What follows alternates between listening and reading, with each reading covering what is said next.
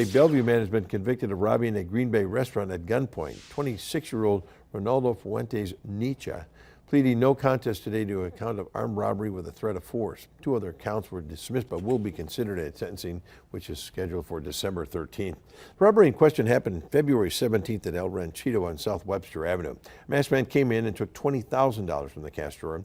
Investigators later arrested Abigail Guerrero, a restaurant employee, saying she helped plan the robbery. She has a plea hearing set for September 9th. Green Bay drug